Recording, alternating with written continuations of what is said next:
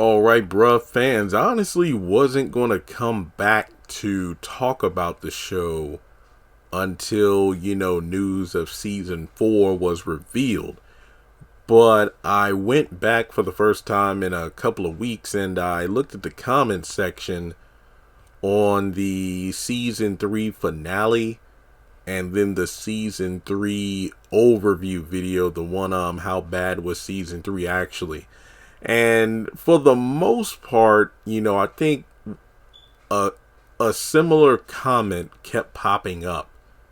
A lot of people felt the same way about one particular character, and I wanted to, elaborate on this character a little bit more. Just give my 2 cents and perhaps find a way to redeem the character. And it's Pam. A lot of people have a problem with Pam.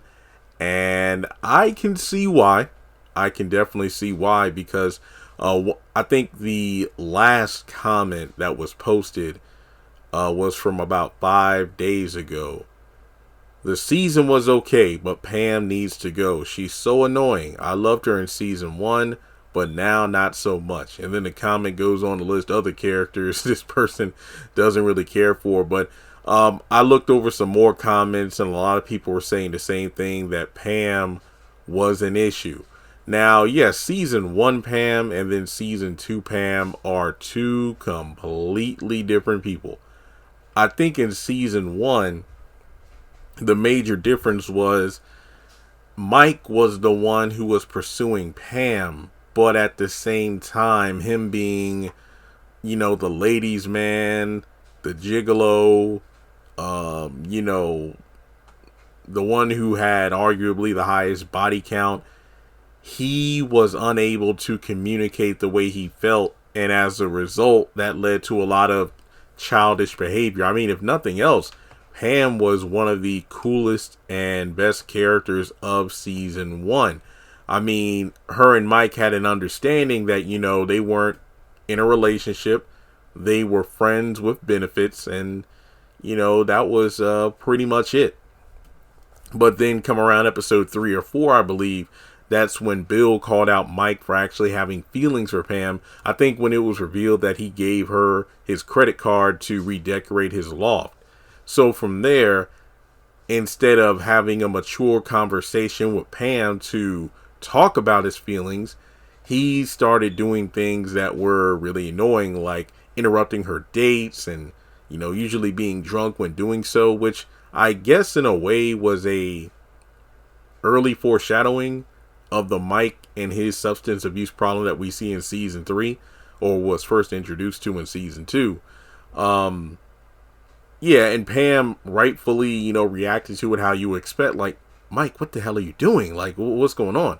And she was just stubborn enough as a character that she would balance herself or bounce off, well with an asshole like Mike. And we really didn't see too much of her in terms of interfering with other people's relationships. I mean, Pam was so, independent. She had her own life going on. The theme of season 1 for Mike was trying to figure out how to get with Pam exclusively. And yes, they had some rough patches along the way. But Mike finally convinced Pam to give him a shot. Then we get to the end of the series where he's attracted to Andy. Remember, Andy showed up for about 4 episodes in season 1. I believe she popped up in episode 2. And then she appeared in like the last 2 or 3 episodes of season 1. Bellamy even made an appearance too. But, Pam came by and realized that, Mike was attracted to Andy and that he would, look at other women. But the major issue was he begged for her to come by and make dinner and whatnot. But then not too long later, when Andy was there, he canceled on her. And, then she went to speak with Miss Alice. Miss Alice told her to go by because if you have a feeling your man's up to something, he's up to something. And then she went by. Her and Andy formed an alliance against Mike. And then she just walked out on him. And then that was it. And I was like, oh, wow, okay, season 2. We're going to pick up with some interesting drama here. But really, I don't think it's at the fault of Pam moving forward that her character became a bit loathed. I think the problem was the shift between season 1 and 2 was way too drastic. Look, I get it. Season 1 or the pilot season of any show isn't going to stay exactly the same as it goes from season 1 to season 2, if it's lucky enough to even get a season 2. But I think with there were just way too many character storylines, plot points that were just thrown to the wayside. John and the girl Charlie, Tom and the abused wife of the police officer. There was just so much. I mean, even Regina going to, Los Angeles or whatever. There were just so many character plot points that I thought would be important in season 2, which either got completely erased and then got replaced with something else. Tom and Valerie. Not to mention on top of that, when it comes to Pam specifically, given how she walked out on Mike at the end of season 1, you would think season 2 would be Mike doing some, soul searching to determine whether or not he would be able to put his player ways behind him to truly commit to Pam. But instead, you have Pam coming back to him drunk as a skunk. One of my favorite scenes ever. I still have my key. I still have my key. And that was it. I mean, it just felt so out of place for her to just randomly pop up like that. And Mike, for the most part, was uninterested in Pam for a majority of the season. And this is where we begin the, I guess you could say, the beginning of the end of Pam as we knew her. Instead of being a headstrong, independent woman who was really the, person, and I don't want to say the prize, but I'd rather say the object of Mike's affection that could hopefully lead to some positive changes in his character as a man. Instead, we have her just playing these games. It's almost like because her own relationship with Mike didn't really work out, and to be honest, she kind of quit a little too soon, because if you go back to the season 1 finale and she told Mike to really have a conversation, be mature, and talk about how he feels, she interrupts him damn near every time he even tries to talk.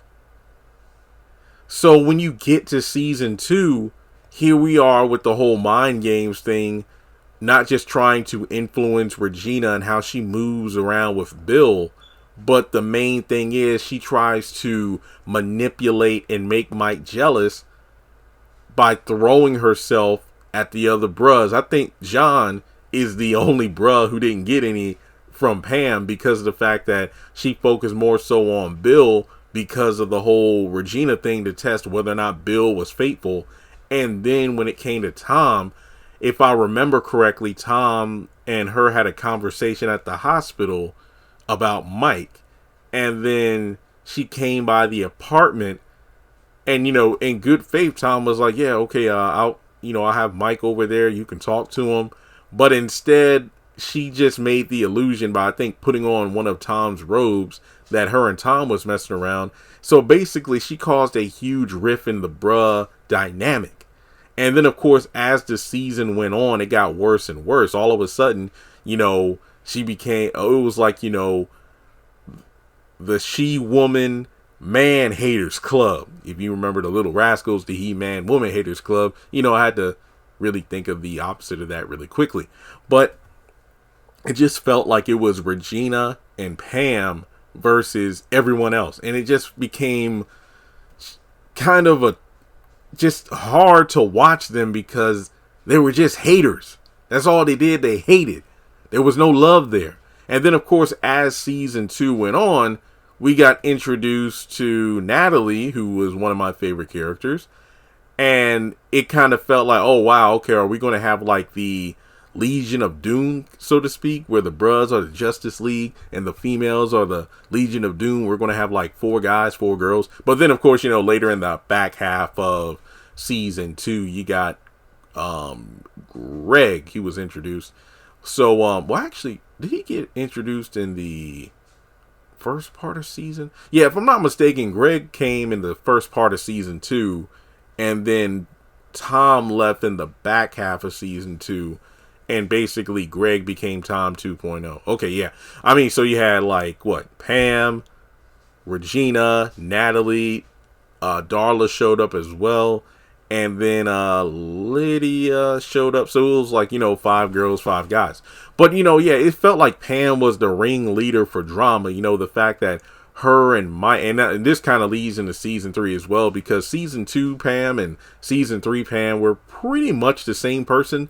It's just a far cry from her season 1 counterpart. So basically, it just felt like because her and Mike weren't working out, she made it her life's goal to make Bill miserable, because he and her friend Regina were now married. And there were just so many problems with that, and I don't feel like getting into that. Look at one of my other bro videos. I know I did rants about how their marriage was a sham and should have never happened. But it just felt like her entire goal was to make Bill miserable, which made the mid-season finale of season 3 just so off-putting, where she was the one who was the voice of reason, for almost over a season at this point, Pam had been gaslighting Regina to make Bill miserable. But then all of a sudden, I don't know, Regina, isn't this all a bit much? And then we had the worst Regina episode too. What was it called? A Wall Between Us, I think. That was the mid-season of season 3. But yeah, then eventually you have Pam finding out about Mike's addiction, and we learned something about her past, about her father being an addict, which I'm like, oh wow, this is a interesting way to turn things around, where you have Pam trying to save a man that she loves, because in a way it would kind of make up for not being able to save her father. But Mike being Mike, we just got more assholery, if you will. And she wanted to stay with him, and then did everything she could to get him into rehab. But at this point you would think that, okay, yeah, all right, well, we're going to see Pam in a different light now. We're kind of going to see maybe a little bit of her season 1 self.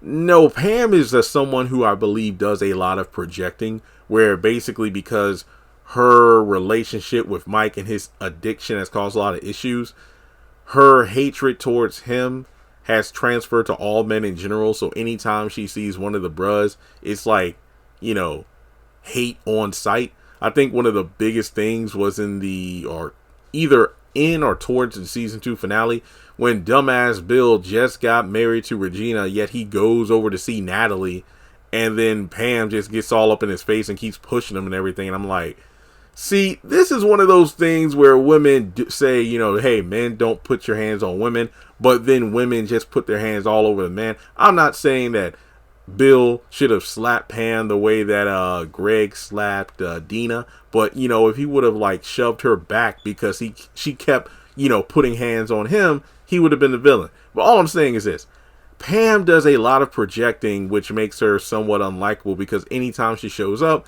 it's to hate on the guys. I mean, if you're watching this show for the bros, any antagonistic force, you don't tend to like that person or persons.